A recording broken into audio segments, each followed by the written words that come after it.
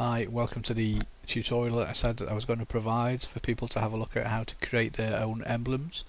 So I had some fairly positive feedback on this You'll Never Walk Alone emblem of the Liver Bird I put on Reddit before.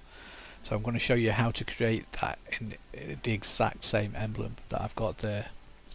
So what I'm going to do is show you a couple of quick tips first by going into the emblem editor. You get this on the identity screen on the menu. In the emblem editor you can see the final one you're going to end up with on the right hand side there, but what we're going to do is create a new one just to show you a couple of quick tips for the different features that the editor's got. So at the bottom you can see there this is currently blank. If you now press X on the blank layer, you're going to create a new layer from all of the different assets that you can use. Now I've used everything has been in tools. Now mostly shapes I've used, there are some patterns as well, there's a few bits of type but no backgrounds have been used. So to start off with example, let's put a shape on. Just choose the square, place it on the canvas, and that's going to be aligned centrally as it goes in there. Now with the left stick you can actually move this shape, and it can be moved on both the X and the Y axis. Now the X axis to the left is negative and to the right is positive, and the Y axis will be negative as you move the shape up, and it'll be positive as you move the shape down. This is going to be important when you go to copy what I've done later on to know what these features are and how you do it. Each shape that you place can also be rotated by using L2 and R2, and you can see as you rotate it, the rotation value in the top there is going to be basically from 0 to 359. It's going to be one of those values, and that's what you'll need to copy as well. And then lastly, the main thing you can do is scale the item. Now the default way of scaling it is a fixed scale, so that means the ratio is actually constrained. So as you scale up and down, the X and the Y axis both scale at exactly the same rate. Now there's a fair amount of the shapes that I've put in that aren't scaled, they're not constrained when they've been scaled. So to do this you have to choose freescale, so you have to click in the right stick. What this allows you to do is it allows you to scale the shape both just on the X axis or just on the Y axis. Now these can be scaled both negatively and positively, and you do it by moving the right stick left and right or up and down. You can see at the bottom in layer 1 it's still a square for reference, it's not what you've changed it to, so you'll always be able to see that in my different layers. The other thing you do here is you choose your colours. Now I've only used white or this first dark red. They're the only two colours I've chosen, so it's not too much to choose from. Just look at the layer thumbnails in my different design and you'll see what colour you need to choose.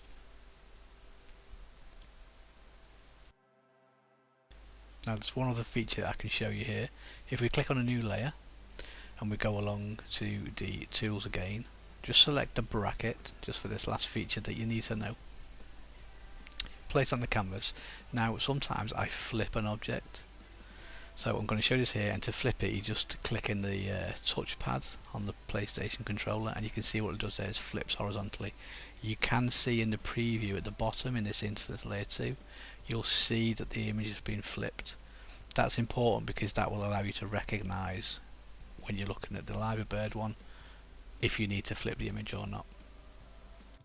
Again, this is a good opportunity to look here. You can see the position values, the scale values and the rotation values of the last element we place on the canvas. I'm going to discard this little creation here now. Just do discard, and we'll go into the final emblem that you're going to create following all of the 60 different layers that I've created in this version. We'll go through them one by one. I'm going to run through it quickly now. You'll see these are all in order. Now the order of the layers goes, the layer on the left is at the bottom, and then the layers you add to the right are above that in the stacking order.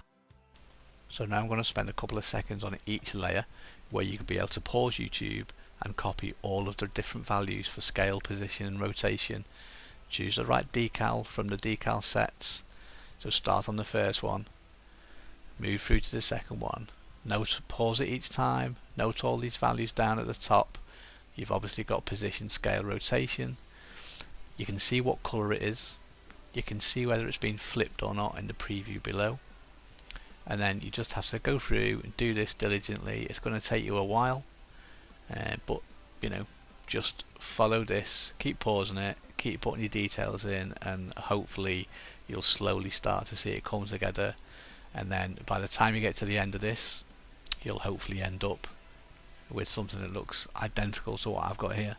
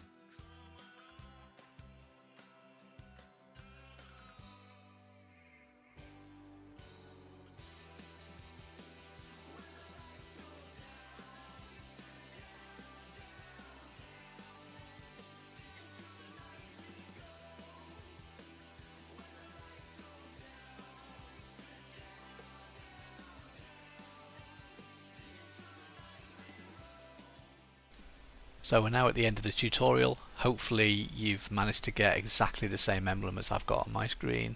It should all work out if you've used the values correctly. Hopefully the tutorial worked well for you, and if you liked it, give us a follow on Twitter at Scott_Rowe. Follow my YouTube channel. I might do some more of these, seeing as though people seem to like it. Okay, take it easy. See you later.